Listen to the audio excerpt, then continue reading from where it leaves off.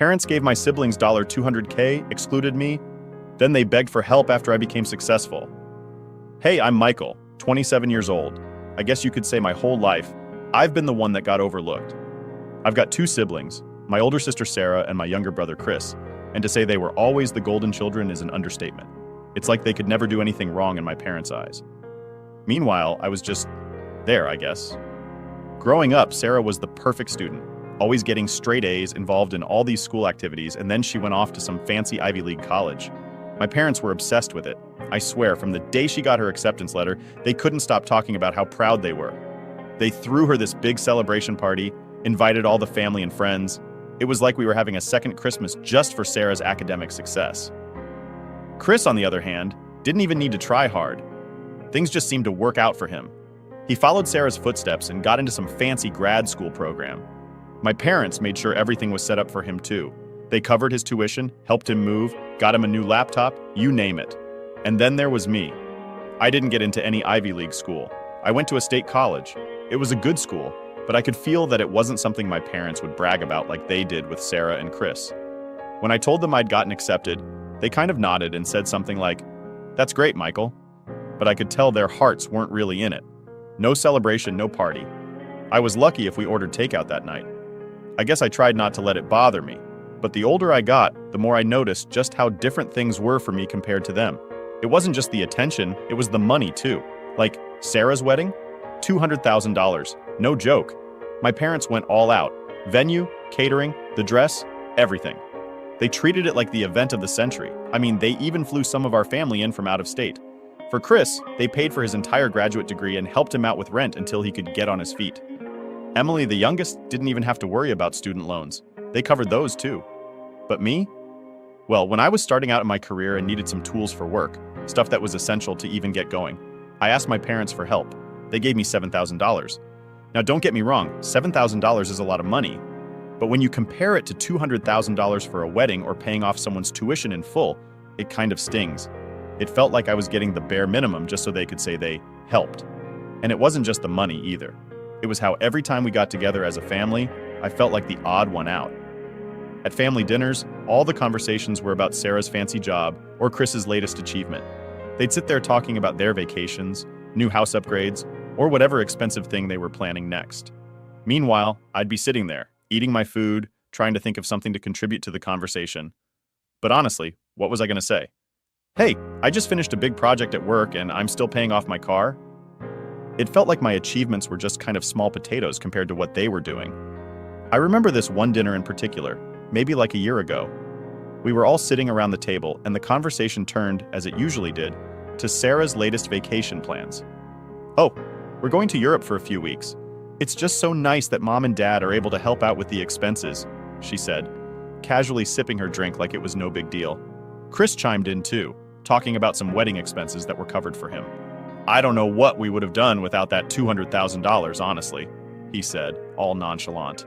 And then there was Emily, laughing about how glad she was that tuition hikes didn't affect her, thanks to our parents covering everything. I just sat there trying to focus on my plate, but it was like their words were drilling into my brain. It wasn't just the money. They had been handed their futures on a silver platter. Meanwhile, I had to claw my way up and take out loans to get by. Every dollar felt like a struggle, while they acted like they didn't even have to worry about it. And the worst part? No one even seemed to notice I wasn't part of the conversation. I could feel my frustration building. My face got hot, my hands were clenched under the table, and I couldn't keep it in anymore. So I muttered something under my breath. Must be nice. The room went quiet. All eyes were on me. Sarah was the first to speak. "What's that supposed to mean, Michael?" She had this mix of confusion and annoyance on her face, like she couldn't even begin to understand why I was upset. I took a deep breath and tried to keep my cool, but it all just came out in a rush. "It means that not all of us get everything handed to us on a silver platter. Some of us actually have to work for what we need." I could tell they didn't get it. Chris just shrugged and leaned back in his chair like it was no big deal. "Michael, you're always acting like you're the victim," he said with that smirk of his. "Didn't Mom and Dad help you get those tools for work?" That hit a nerve. Sure, they gave me $7,000, but when I thought about everything they'd done for Sarah and Chris, it felt like crumbs. Yeah, they helped, but $7,000 compared to hundreds of thousands? It's not the same, and you know it. Mom tried to smooth things over as usual. Michael, we thought that's what you needed. We've always tried to give you what was fair.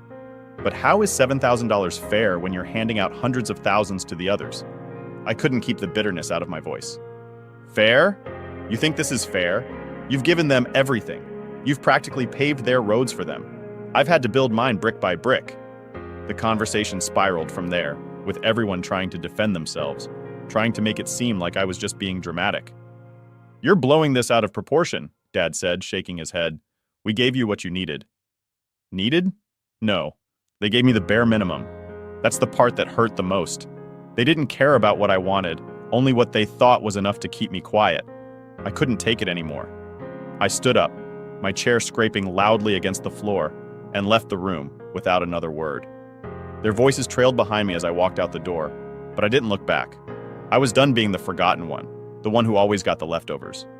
When I stormed out of the house that night, I was fuming. I don't think I've ever been that mad. I could feel my heart pounding in my chest like it was trying to break free, and every step I took down the driveway, it felt like the world was closing in on me. I didn't even know where I was going. I just knew I needed to get away. Far away.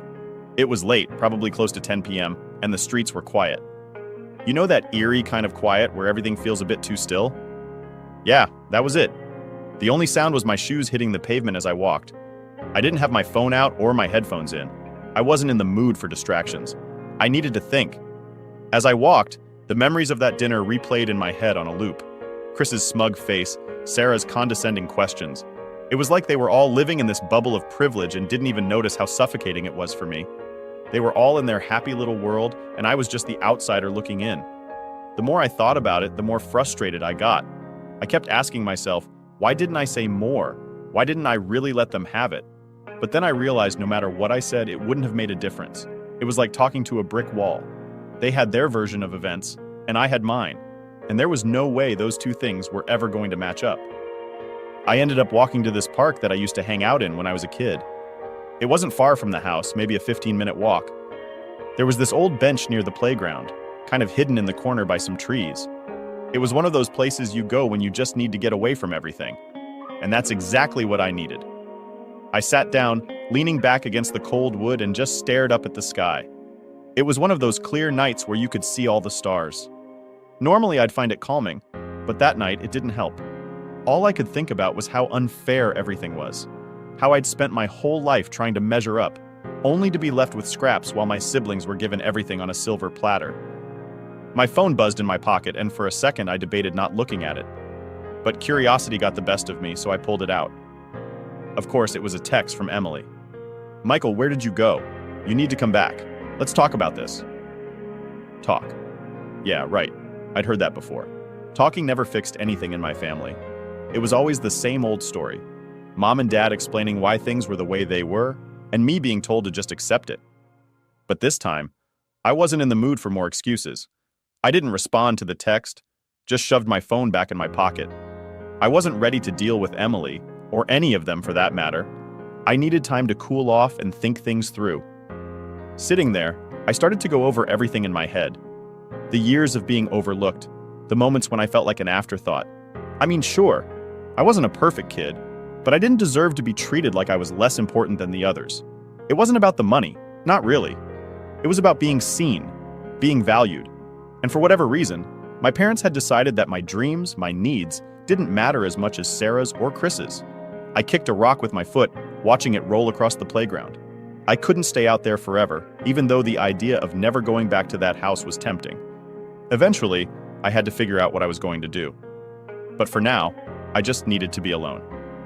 I don't know how long I sat there, but after a while, the cold started to creep in. Fall was just around the corner, and the nights were getting chillier. I pulled my jacket tighter around me, feeling the wind cut through the thin fabric.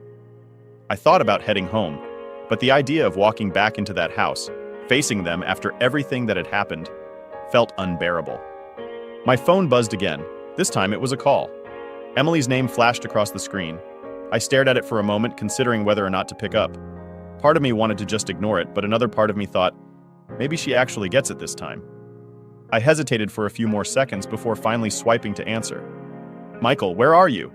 Emily's voice came through, calm but with that usual hint of superiority that always grated on my nerves. Doesn't matter, I replied, my voice flat. I'm not coming back tonight. Come on, you're being ridiculous. We're family. We need to talk this out, she said, like it was that simple. Talk? I let out a bitter laugh. You mean like we always do, where I get told why I should be grateful for what little I get, and you all pat yourselves on the back for being such great siblings? That's not fair, she shot back. We didn't know you felt like this. How could you not know? I said, my frustration rising again. Every time we sit down as a family, it's all about you, Sarah, and Chris. You get the trips, the houses, the weddings, and I get left with whatever's left over. I'm sick of pretending it doesn't bother me. There was silence on the other end. I could almost hear her trying to come up with something to say, something that would make everything better, but nothing came. Look, maybe we haven't seen things from your perspective, Emily finally said, her voice softer. But running away like this isn't going to solve anything. This isn't about tonight, Emily, I said, rubbing my temples. This is about every time I've been left out, every time you guys got to live your best lives while I was stuck trying to make ends meet. I needed help too, and all I got was a toolbox.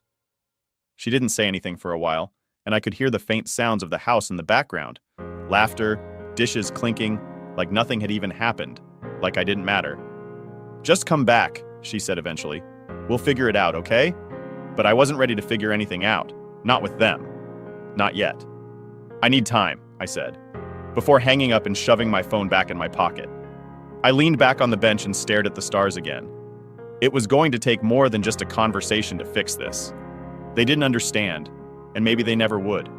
But at least for tonight, I wasn't going to be the one sitting quietly, pretending everything was okay.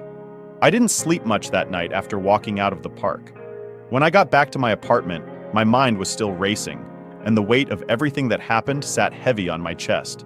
I just lay there in bed, staring up at the ceiling, replaying the dinner over and over again. No matter how many times I went through it in my head, I couldn't figure out how it got to this point. How was it that my own family could be so blind to everything I'd been dealing with for years? I mean, I get it, they were busy with their own lives, but was it really that hard to see how unfair things had been? As the hours ticked by, I started thinking deeper about what had happened. Not just at dinner, but everything that led up to it. All the years of being left out, all the moments I'd brushed off as no big deal when really they had been building up. One on top of the other. I realized that this wasn't just some one-time thing. This had been going on for as long as I could remember. It wasn't just about the money. Sure, the financial stuff hurt, but it was more than that. It was about how I'd been treated, how I'd always been the one who had to fend for myself while they were being taken care of. I was the one who had to figure things out on my own. And honestly, it wasn't even like I wanted their help. I just wanted them to see me, to acknowledge that I existed, and that my life mattered just as much as Sarah's and Chris's. As I lay there in bed, staring into the darkness, I realized something else. I wasn't angry anymore. I mean, I was still frustrated, but the fire I'd felt earlier had simmered down. Instead, I felt this deep sense of exhaustion, like I was just tired of it all. Tired of trying to fight for a place in a family that seemed to have decided long ago that I wasn't worth the same attention as my siblings. I don't know what time I finally fell asleep, but when I woke up the next morning, everything felt a little clearer. Not easier, just clearer. I knew that nothing was going to change unless I made it change. They weren't going to suddenly wake up one day and realize how unfair they'd been. It was up to me to make them see it. The problem was, how? I wasn't even sure where to start. Part of me wanted to just cut ties completely and go on with my life. But deep down, I knew that wasn't the answer. As messed up as things were, they were still my family. I didn't want to walk away from them, not entirely. I just wanted things to be different. I sat on the edge of my bed for a long time that morning, staring out the window at the empty street below. It was early, barely past 7 a.m., and everything was still and quiet. I couldn't stop thinking about all the times I'd tried to bring up these issues before, how I'd hinted at the unfairness only to be brushed off or told I was overreacting. But I wasn't overreacting. I just never had the chance to really lay it all out for them. That's when it hit me. The only way they were going to understand was if I showed them, plain and simple. I needed to spell it out in a way they couldn't ignore or argue against. Numbers don't lie, right? I wasn't sure if they'd listen, but at least they wouldn't be able to dismiss me as dramatic or jealous like they had so many times before. I spent the rest of the morning digging through old files, emails, bank statements, anything that could help me make my point. I had receipts for the tools my parents helped me buy, But I also knew they'd helped Sarah and Chris with so much more over the years. I started putting everything together, organizing it all into neat little piles that told the story I'd been trying to tell for years. It wasn't easy. Going through all those old documents was like ripping open old wounds. I found emails where my parents had promised Sarah money for a down payment on her house, and then I found texts from my dad saying they couldn't really help me out with rent because they had already given a lot to Sarah that year. It stung. It really stung. But it also motivated me. This wasn't just in my head. I had the proof right in front of me. As I worked, my phone buzzed a few times. More texts from Emily, probably still trying to get me to talk it out. I didn't respond. I wasn't ready to talk. I needed to be prepared first, and I wasn't there yet. I ended up working all day. By the time I finished putting everything together, it was late afternoon, and I was drained, mentally and emotionally. But I had something solid now, something I could take to them and say, "Look, this is what I've been dealing with. This is why I'm upset." It felt like a weird kind of victory, but not in a happy way. More like, okay, now they have to listen.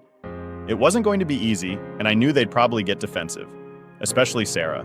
She always acted like she was entitled to everything she got, but I was ready for that now. I leaned back in my chair and stared at the pile of papers in front of me. For the first time in a long time, I felt like I was in control of something. I wasn't just sitting back and letting things happen to me anymore. I was taking charge of the situation. Now, all that was left was to decide when and how I was going to confront them. I didn't want to do it over the phone or through texts. This needed to be face-to-face.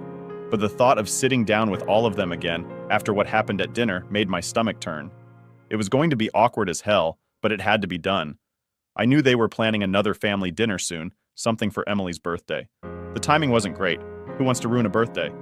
But honestly, when was there ever a good time to bring this stuff up? There wasn't. And I wasn't about to wait around for another year hoping things would magically get better. So that was it. I'd confront them at Emily's birthday dinner. It wasn't going to be pretty, and it definitely wasn't going to be easy, but it was time to stop pretending like everything was fine. I wasn't going to be the forgotten one anymore. When the day of Emily's birthday dinner rolled around, I was nervous.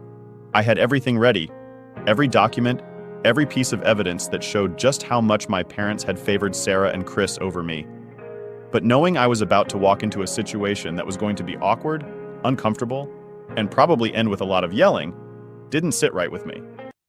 I wasn't trying to ruin Emily's birthday, but there wasn't exactly a perfect moment to do this. It had to happen, and it had to be soon. I got to my parents' house a little early, probably to give myself time to calm my nerves. When I walked in, everything seemed normal, like nothing had happened a few nights ago at that disaster of a family dinner. Mom was bustling around the kitchen, putting the finishing touches on dinner, and Dad was out back, grilling something on the BBQ like he always did when the weather was nice. Emily was sitting on the couch, scrolling through her phone, completely oblivious to what was about to go down. She looked up when she saw me and gave me a smile. "Hey Michael, you good?" she asked, like everything was fine between us. "Yeah, I'm fine," I said, trying to keep my voice steady. I wasn't fine though. My heart was racing and I could feel the folder full of documents tucked under my arm like it was burning a hole through my shirt, but I had to keep it together. Sarah and Chris showed up not long after, laughing and chatting like they hadn't noticed anything wrong either. It was amazing how easily they just moved on from things. Meanwhile, I'd been carrying the weight of all this crap for years, and it was finally about to explode. We sat down to eat, and for the first 20 minutes or so, it was the same as always. Mom asked about work. Sarah talked about some upcoming vacation with her husband. Chris made a joke about how he still couldn't believe how expensive weddings were. I sat there, barely touching my food, waiting for the right moment. And then it came. After we'd finished eating and everyone was settling into dessert, I put my fork down and cleared my throat. "I need to talk to you all," I said, my voice sounding way more confident than I felt. Everyone looked up at me, confused. Dad raised an eyebrow. "What's up, Michael?" I took a deep breath and opened the folder, pulling out the first set of documents.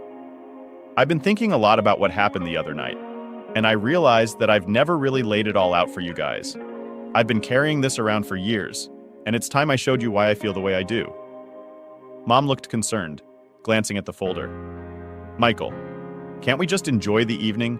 It's Emily's birthday." "I know," I interrupted, trying not to let her guilt me into backing down. "And I'm sorry, but there's never going to be a good time to do this. I need you all to listen." I stood up and walked over to the living room, hooking my laptop up to the TV. I could feel everyone's eyes on me as I clicked through the folders on my desktop, pulling up the presentation I'd spent days putting together. It wasn't fancy, just a slideshow with numbers, dates, and pictures of the documents I'd gathered. The first slide was simple, a chart comparing how much my parents had spent on each of us for education. Sarah's name was at the top, followed by Chris, then Emily. My name sat at the bottom, with a number that was embarrassingly low compared to the rest. "What's this?" Chris asked, leaning forward on the couch. "This is what I've been dealing with," I said, keeping my voice calm even though my hands were shaking. "This is how much you spent on Sarah's college tuition. And this," I clicked to the next slide, "is how much you spent on Chris's graduate degree. And here's Emily's, all her student loans covered." I paused for a moment, letting the numbers sink in. Sarah and Chris exchanged uncomfortable glances, but no one said anything yet. "And this," I said, clicking to the final slide, "is how much you gave me. $7,000 for tools, that's it. No tuition help, no house down payment, no wedding fund, just $7,000. The room was silent. I could see the wheels turning in their heads as they processed the numbers. Mom looked like she was about to cry, and Dad was frowning, clearly not happy with where this was going. "Michael," Mom started, but I cut her off. "I'm not saying you didn't help me," I said, trying to stay calm. "But you can't sit there and tell me this is fair. Look at the difference. You gave them everything they needed to get ahead, and I got leftovers." Dad sighed and leaned back in his chair, crossing his arms. "We gave you what we thought you needed, Michael. You didn't ask for help with school." "I didn't ask because I knew you wouldn't offer," I shot back. "And I shouldn't have to beg to get the same support Sarah and Chris got. You just handed it to them. You didn't even think twice." Sarah, who had been quiet up until now, finally spoke. "Michael, why are you bringing this up now? We never knew you felt this way." "Because every time I've tried to bring it up, you've all brushed me off," I said, my frustration creeping into my voice. "Every time I've hinted that maybe things aren't as fair as you think, you've told me to stop being dramatic or that I should be grateful for what I got.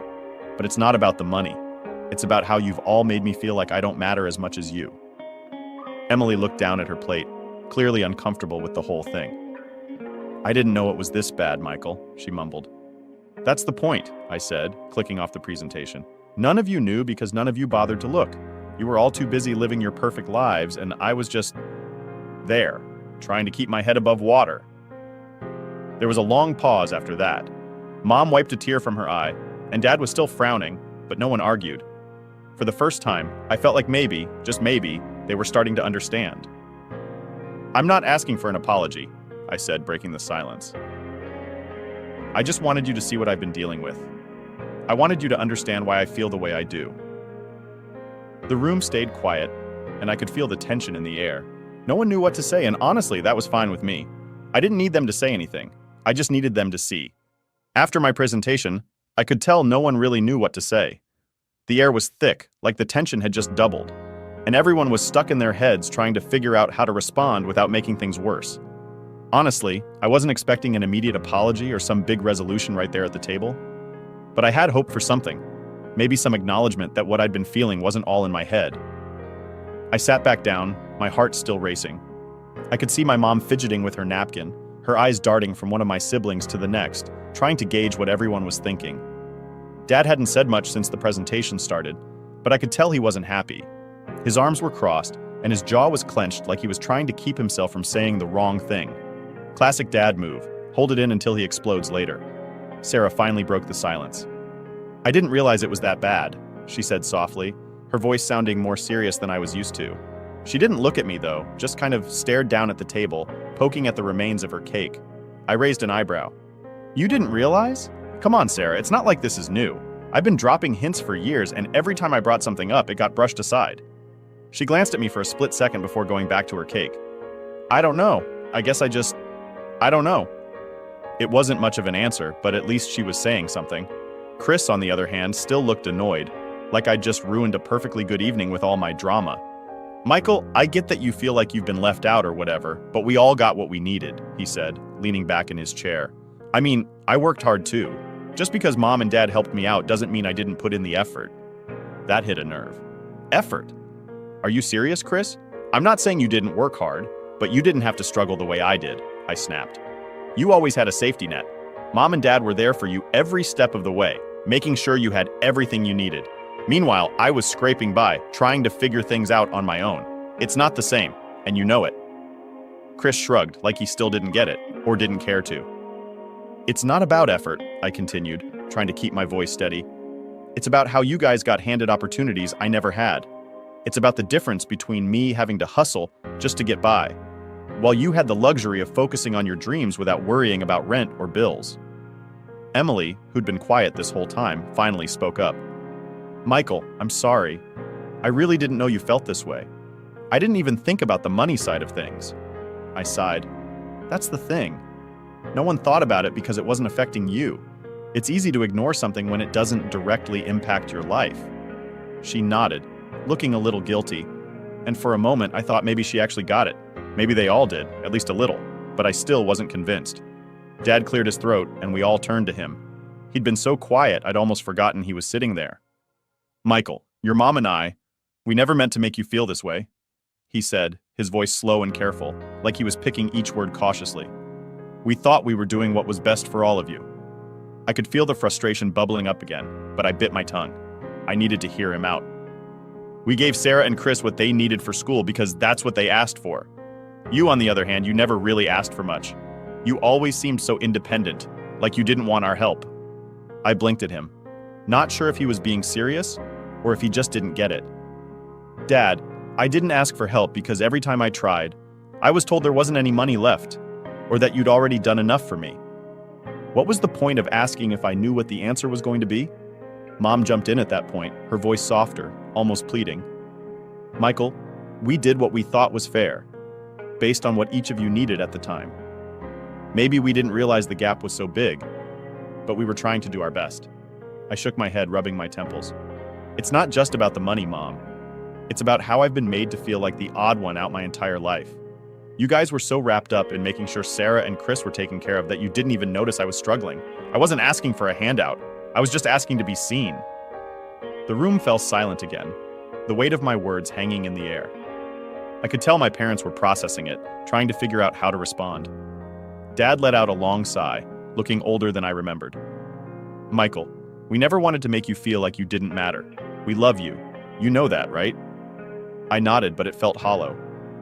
I know you love me, but love isn't just about words. It's about actions. And your actions have made it pretty clear where your priorities were. Mom wiped at her eyes with a tissue, her voice trembling as she spoke. We didn't mean to hurt you, Michael. We really didn't. I could feel my anger starting to fade, replaced by a dull ache in my chest. I wasn't looking to hurt them either. I just wanted things to be different. I wanted them to understand how much this had affected me, and I wasn't sure if they fully did. But at least the conversation was happening. That was something, right? Sarah cleared her throat, breaking the silence. I think we need to figure out a way to make this right. It's not fair that Michael's been left out, and we can't just ignore that. Chris nodded, though he still didn't look happy about it. Yeah, maybe we can figure something out. Mom and Dad exchanged a glance, and for the first time in a long time, it felt like we were all on the same page, or at least heading in the right direction. I leaned back in my chair, feeling a mix of exhaustion and relief. This wasn't going to fix everything. Years of feeling like the forgotten one in my family weren't going to disappear overnight. But maybe, just maybe, this was the start of something better. After that last family dinner, I told my parents and siblings that I'd had enough. I was done being the afterthought, done being the one who always had to accept less while they got more. I remember sitting there, telling them that I planned on talking to the rest of the family about it. I wanted to hear their opinions because honestly, I was curious if anyone else had ever noticed how I'd been treated. That's when my dad, of all people, turned to me with this cold look on his face.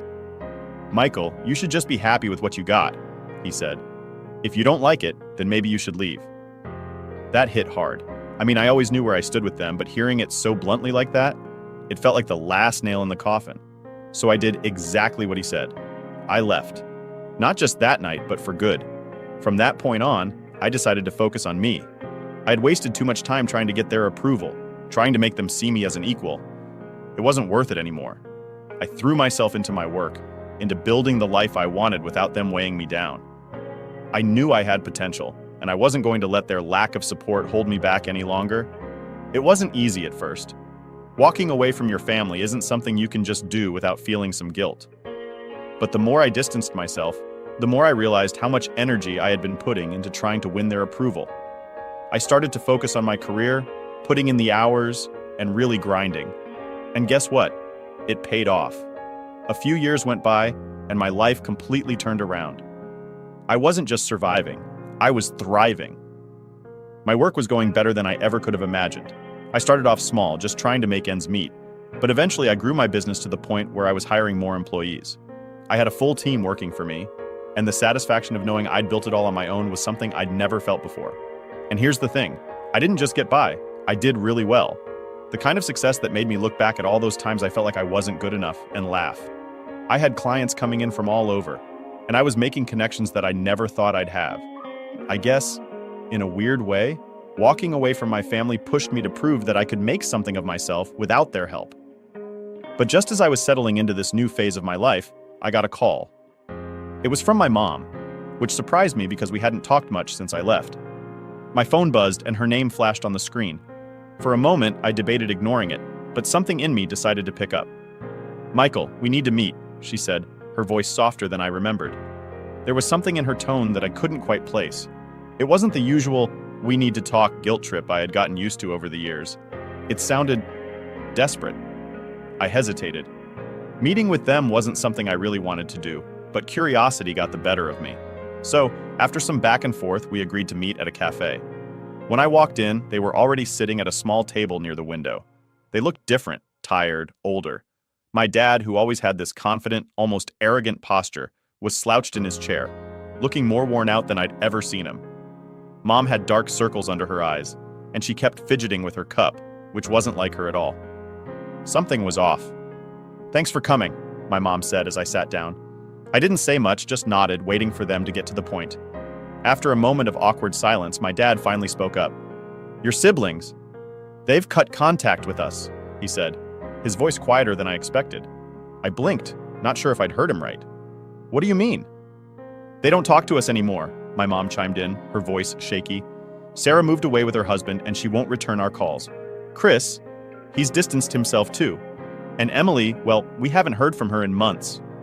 I sat there, trying to process what they were saying. It was hard to believe, honestly. Sarah, Chris, and Emily had always been the golden children, the ones who could do no wrong in my parents' eyes. Now they were the ones who had walked away. We're struggling, Michael," my mom continued. "Without them, we're really struggling. Financially, emotionally, everything." There it was. The real reason they wanted to meet. They needed help. I leaned back in my chair, feeling a mix of emotions swirling inside me. A part of me felt like this was some kind of twisted karma. They had pushed me aside for years, ignored me when I needed support, and now they were the ones coming to me for help? The irony wasn't lost on me, but at the same time, I didn't feel the satisfaction I thought I would. I wasn't sitting there thinking, "Ha, this is what you deserve." Instead, I just felt tired. Tired of all the drama, the years of resentment, the constant need to prove myself. "So, what exactly do you want from me?" I finally asked, keeping my voice steady.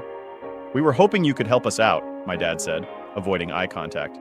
"We know things haven't been great between us, but we're really in a tough spot, financially especially." There it was, the money. I should have seen it coming. I looked between the two of them, wondering if they had any idea how ridiculous this all was. The same parents who had told me to be happy with what I got were now asking me for help because their golden children had ditched them. "I don't know," I said honestly. "I mean, you made it pretty clear a few years ago that I wasn't your priority. And now you're asking me to help you because Sarah and Chris don't want to?" They looked at each other, and for a moment, I saw something in their faces that I hadn't seen before. Regret. Real genuine regret. "We know we messed up, Michael," my mom said softly. "We should have treated you better. We didn't realize it until it was too late." I didn't say anything. I didn't know what to say. There was a part of me that wanted to forgive them, to be the bigger person. But another part of me, the part that had spent years feeling overlooked and undervalued, wasn't ready to let go of all that hurt. "I'll think about it," I said, standing up to leave. "But I'm not making any promises." As I walked out of the cafe, I realized something. I didn't owe them anything, not anymore.